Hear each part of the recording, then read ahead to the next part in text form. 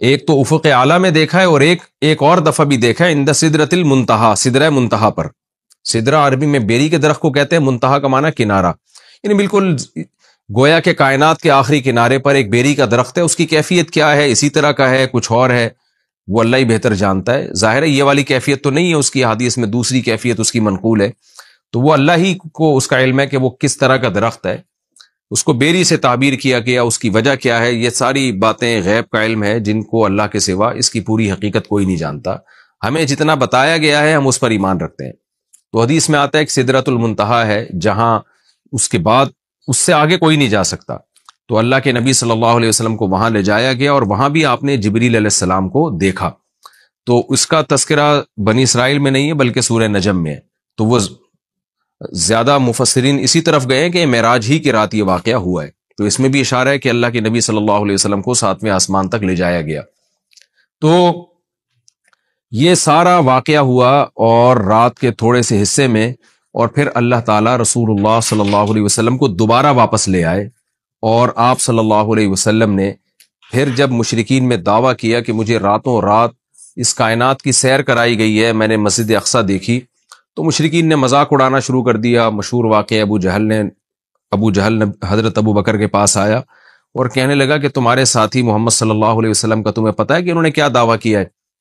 ابو جہل کا خیال تھا کہ جب میں یہ واقعہ حضرت ابو بکر کو بتاؤں گا تو ابو بکر معاذ اللہ انکار کر بیٹھیں گے اور بولیں گے واقعی بھئی یہ تو محمد صلی اللہ علیہ وسلم نے معاذ اللہ جھوٹ کہا ہے اور آپ اللہ کے نبی نہیں ہیں۔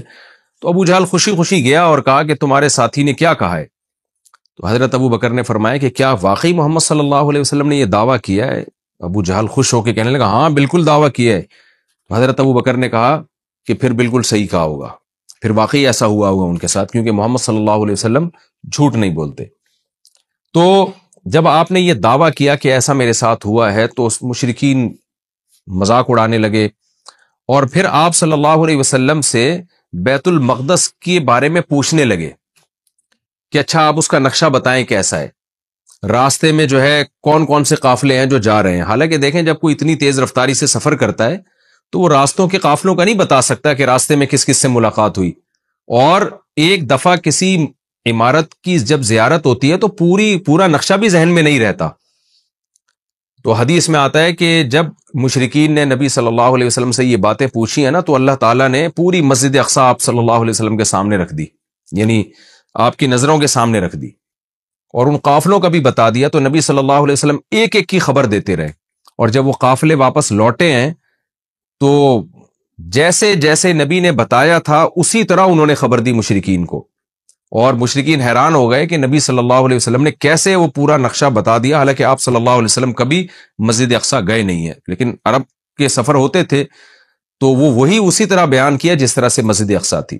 تو یہ ایک معجزہ اللہ نے ظاہر کرنا تھا، اس میں بہت ساری حکمتیں تھیں اور اس میں بہت سارے مضامین ہیں۔ سب سے پہلا سوال اس میں عام طور پر کیا جاتا ہے کہ اللہ کے حبیب صلی اللہ علیہ وسلم نے اللہ کی زیارت معراج کی رات کی یا نہیں کی۔ اس بارے میں دونوں طرف روایات ہیں، کوئی مضبوط بات ہمیں اس بارے میں ملتی نہیں ہے کہ زیارت ہوئی ہے۔ جن احادیث میں آتا ہے کہ زیارت کی وہ قابل تعویل ہیں، اور بعض روایتوں میں صراحتاً نفی ہے، اس لیے اس بارے میں کوئی بھی شخص کوئی بھی نظریہ رکھ لے تو رکھ سکتا ہے۔ میرا اپنا رجحان یہ ہے کہ کسی مضبوط دلیل سے یہ ثابت ہوتا نہیں ہے کہ ہمارے حبیب صلی اللہ علیہ وسلم نے اس رات میں واقعی اللہ کی زیارت کی ہے، کوئی مضبوط روایت نہیں ہے، اور جو نفی کی روایتیں وہ زیادہ مضبوط ہیں، واللہ عالم۔ دوسرا یہ کہ اس میں حکمت کیا تھی، تو پہلی حکمت تو یہی تھی کہ نبی کا ایک معجزہ ظاہر کرنا تاکہ عربوں کو آپ کی نبوت پہ یقین آئے معجزات کے ذریعے۔ دوسری ایک بہت بڑی حکمت علماء نے یہ بیان کی ہے کہ اللہ تعالیٰ کیونکہ نبی صلی اللہ علیہ وسلم کو آخری نبی اور سب سے افضل نبی بنایا، آپ کے ساتھ ایک ایسا معجزہ ظاہر کیا گیا کہ جس سے آپ کا مقام تمام پیغمبروں سے بلند ہونا ثابت ہو جائے۔ اب دیکھیں اللہ کے حبیب صلی اللہ علیہ وسلم تو مسجد اقصیٰ سفر کر ہی نہیں، بہت مشکل تھا آپ کے لیے وہاں تک سفر کرنا، جبکہ مسجد اقصیٰ زیادہ تر پیغمبروں کا قبلہ رہا ہے۔ تو اتنی مقدس سرزمین سے اللہ تعالیٰ اپنے حبیب صلی اللہ علیہ وسلم کو اس کی برکتوں سے کیسے محروم کر سکتے تھے؟ تو اللہ تعالیٰ کی حکمت نے یہ تقاضا کیا کہ وہ سرزمین جو موسیٰ کلیم اللہ کا قبلہ رہی ہے، جو ابراہیم علیہ السلام جہاں نماز پڑھا کرتے تھے، جہاں یعقوب علیہ السلام، اسماعیل علیہ السلام، اسحاق علیہ السلام اور عیسیٰ علیہ السلام، یہ سارے پیغمبر گزرے تو اس زمین کی برکت نبی صلی اللہ علیہ وسلم بھی حاصل کریں. ایک تو یہ، اور دوسرا اس زمین کو پیغمبر کی برکت بھی ملے، یعنی اس زمین کی فضیلت میں اور اضافہ ہو کہ اتنے سارے پیغمبر یہاں آئے ہیں تو یہ کیسے ہو سکتا ہے کہ محمد صلی اللہ علیہ وسلم کے قدم یہاں نہ ہو، تاکہ اس بیت المقدس کی فضیلت اور زیادہ بڑھ جائے. یہ نہ کہا جا سکے کہ یہ جگہ تمام پیغمبر تو آئے مگر محمد صلی اللہ علیہ وسلم نہیں آئے. تو اللہ نے اس جگہ کو بھی مزید برکتیں دی اور محمد صلی اللہ علیہ وسلم کی برکتوں میں بھی اللہ نے اضافہ کیا تاکہ آپ کی فضیلت ثابت ہو جائے. دوسرا یہ کہ وہاں جا کے تمام پیغمبروں کی امامت کروائی گئی ہے، اس سے بھی پیغمبر صلی اللہ علیہ وسلم کی فضیلت کو ثابت کرنا مقصد تھا کہ کیونکہ امام سب سے افضل کو بنایا جاتا ہے. تو آدم علیہ السلام سے لے کر حضرت عیسیٰ روح اللہ تک تمام پیغمبروں کو نبی کی قیادت میں نماز پڑھوائی گئی، نبی کی امامت میں، تاکہ پریکٹیکلی پیغمبر صلی اللہ علیہ وسلم کی امامت ثابت ہو. اور یہ بات، یہ مضمون بتا دیا جائے کہ محمد صلی اللہ علیہ وسلم کے دنیا میں آنے کے بعد اب امامت یہ پیغمبر صلی اللہ علیہ وسلم کا حق ہے. جیسے کہ حدیث میں آتا ہے لو کان موسیٰ حیا لما وسعہ الا اتباعی، کہ اگر موسیٰ بھی زندہ ہوں تو میری اتباع کے بغیر چارہ نہیں ہے. تبھی حضرت عیسیٰ بھی قرب قیامت میں آئیں گے نا تو آپ صلی اللہ علیہ وسلم ہی کو وہ فالو کریں گے. تو اس کا ایک عملی نمونہ پیش کرنا تھا کہ لوگ اب نبی جب دنیا میں آ گئے ہیں محمد صلی اللہ علیہ وسلم تو تمام شریعتیں منسوخ، اب آپ صلی اللہ علیہ وسلم ہی کو سب نے فالو کرنا ہے. تو یہ ساری حکمتیں تھیں جس کے لیے معراج کا واقعہ وجود میں لایا گیا. الذی بارکنا حولہ، تو اس آیت سے تو یہ پتہ چلتا ہے نا کہ اللہ تعالیٰ اپنے حبیب صلی اللہ علیہ وسلم کو مسجد اقصیٰ تک لے کر گئے، اور حکمت کیا تھی وہ میں نے بتا دیا آپ کو. لیکن اس کے کچھ فقہی احکام بھی ہیں، ان کا سمجھنا بھی ضروری ہے. قرآن کی جو نص ہے نا بالکل واضح آیت، اس میں تو اللہ تعالیٰ نے مسجد حرام سے مسجد اقصیٰ تک کے سفر کا تذکرہ کیا ہے، اور صاف طور پر اللہ کیا کہتے ہیں، اسریٰ بعبدہ، وہ ذات جو اپنے بندے کو لے کر گئی. یہ بات خوب اچھی طرح سمجھ لیں کہ بعض حضرات اس بات کے شروع میں قائل رہے ہیں، بہت تھوڑی سی جماعت ہے، کہ معراج جو ہے یہ خواب میں ہوئی ہے. لیکن پھر امت کا اس پر اجماع ہو گیا دلائل کی روح سے کہ معراج خواب میں نہیں ہے بلکہ جسمانی ہے. لہذا پوری امت کا تمام فقہا محدثین کا اس پر اجماع ہوا کہ یہ خواب میں نہیں ہوا بلکہ یہ جسمانی، یعنی آپ کو جسد اطہر کے ساتھ لے جایا گیا ہے. اور اس کی دلیل قرآن کی آیت ہے کہ سبحان الذی اسریٰ. ایک تو سبحان اللہ عربی میں تعجب کے موقع پہ کہا جاتا ہے، تو تعجب ظاہر ہے جب ہی ہوگا نا جب جاگتی حالت میں ہو. اگر خواب کی حالت میں ہے تو پھر تو یہ تعجب کی بات نہیں، خواب میں تو کچھ بھی آ سکتا ہے انسان کو. دوسرا یہ کہ اللہ نے یہاں یہ فرمایا بعبدہ، اپنے بندے کو لے کر گیا. تو عبد کا جو اطلاق ہے نا بندے کا، وہ صرف روح پر نہیں ہوتا، وہ جسم اور روح دونوں پر ہوتا ہے. جب ہم کہتے ہیں میں فلاں کو فلاں جگہ لے کر گیا تو اس سے یہی سمجھ میں آتا ہے کہ اس کو جسم کے ساتھ لے کر گیا میں. تو اس لیے قرآن میں یہ بھی اشارہ ملتا ہے کہ معراج جو ہے وہ جسم کے ساتھ ہوئی ہے.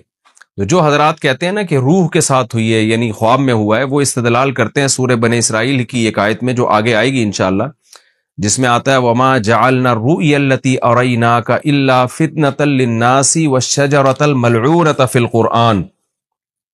یہ سورہ بنی اسرائیل میں اسی صورت میں آگے آیت آ رہی ہے، میں اس کا نمبر بھی آپ کو بتا دیتا ہوں. یہ آیت نمبر 60 ہے اسی سورہ بنی اسرائیل کی. وَمَا جَعَلْنَا الرُّؤْيَا الَّتِي أَرَيْنَاكَ.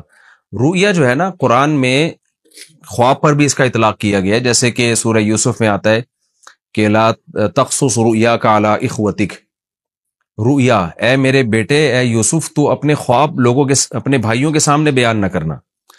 تو رؤیا کا اطلاق چونکہ خواب پر بھی ہوتا ہے، لہذا بعض لوگوں نے یہ کہا کہ قرآن کہہ رہا ہے وما جعلنا الرؤیا التي اریناک، اے نبی جو رؤیا ہم نے آپ کو دکھایا وہ ہم نے لوگوں کی آزمائش کے لیے دکھایا ہے.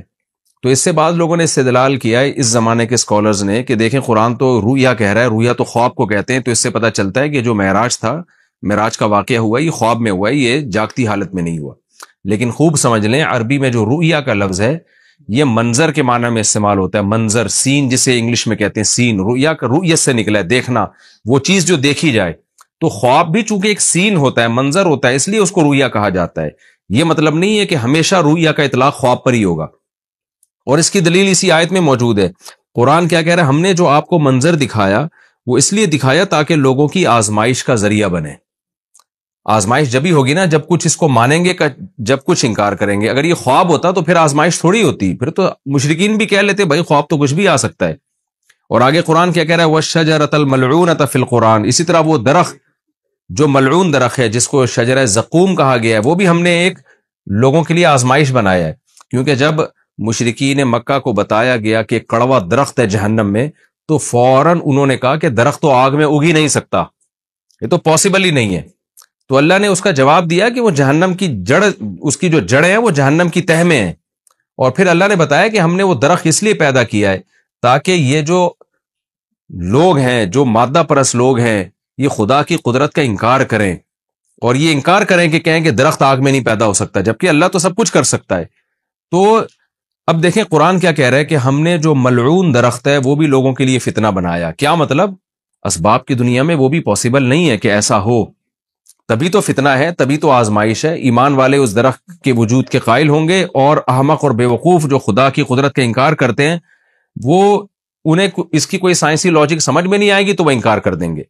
تو اب قرآن نے معراج کے واقعے کو اور جو زقوم کا درخت ہے, آیت نمبر 60 سورہ بنی اسرائیل کی آیت نمبر 60, جی ہاں, اس صورت میں ایک ہی مقام پہ بیان کیا ہے. تو کیا مطلب؟ دونوں کا وقوع اس کی کوئی لاجک بنتی نہیں ہے, دونوں سیم ہیں. یعنی معراج کا واقعہ اور جہنم میں درخت کا پیدا ہونا, یہ دونوں عقل سے بالاتر چیزیں ہیں.